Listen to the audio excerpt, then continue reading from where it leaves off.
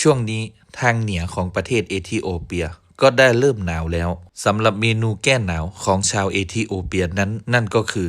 LCD Vegetable Market หรือว่าจอผักกาดวันนี้ผมมีของดีอยากจะมาแนะนำนั่นก็คือปลาร้าปลากระดีมีทั้งแบบตัวและแบบบดวันนี้หญิงแม่จะนำห้าปลากระดีแบบบดเอามาห่อใบตองแล้วก็เอาไปหมกเพื่อจะทำเป็นน้ำพริกฮาใส่มะกอกเบอร์รี่เพื่อที่จะเอาไว้จ้ำกินแก้มกับ LCD Vegetable Market หรือว่ากินกับจอผักกาดของเรานี่เองปลากระดีคือปลาอะไรชาวเอธิโอเปียจะเรียกว่าปลาลอตเตอรี่หรือว่าปลาสลากกินแบ่งรัฐบาลเมื่อตักหาใส่บนตองเรียบร้อยแล้วหญิงแม่ก็จะทำการตบหรือว่าหมอบแมบตองให้เป็นห่อเป็นจอกแล้วก็เอาไปจี่บนไฟร้อนๆหรือว่าเอาไปหมกเสียบหอมแดงสัก 2-3 แก่นเอามาจี่หิมกันด้วยเอาพริกแห้งมาแอนไฟเทคนิคการแอนพริกแห้งให้ลำเวลาแอนต้องเอามาต่อยตัดง่ามมือด้วยอันนี้เป็นเทคนิคชั้นสูงของคุณหญิงแม่ตำเกียร์กับกระเทียมแล้วก็ใส่พริกแห้งจี่หอมแดงจี่ของเราลงไป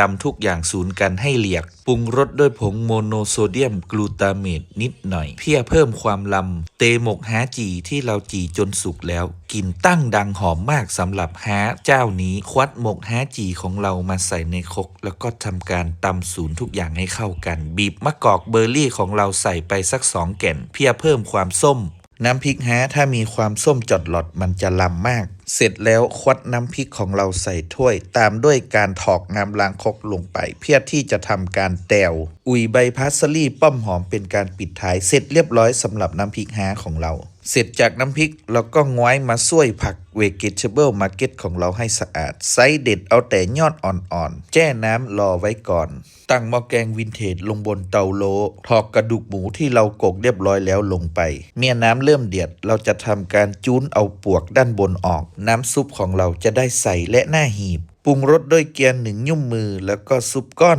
1 ก้อนเมื่อน้ำแกงเริ่มปุตะลั่นอีกรอบเราก็ย่อมผัก Vegetable Market ยัดใส่ลงไปในหม้อหาปากมากลมาเต็กให้ผักของเรามันยอบมันเย้าลงไปแจ้ในก้นหม้อสักนิดเพิ่มรสชาติความส้มของซุปด้วยการงิ่นน้ำมะขามเปียกใส่ลงไปในหม้อเพิ่มความนัวด้วยการใส่ผงชูรสลงไปอีกนิดหน่อยกลทุกอย่างสูนให้เข้ากันเมื่อผักเริ่มสุกแล้วขั้นตอนสุดท้ายก็คืออุ่ยกระเทียมเจียวลงไปในหม้อเสร็จเรียบร้อยสำหรับ LCD Vegetable Market ฝากด้วยนะครับของดีใครมักกินฮะหรือว่ามักปลาร้าต้องปลาร้าปลากระดีของลุงเทียนสุโขทัยเต็กสั่งซื้อได้ที่ซาก้าเหลียงนะจ๊ะรับรองเจ้านี้หอมนัวอร่อยจ้า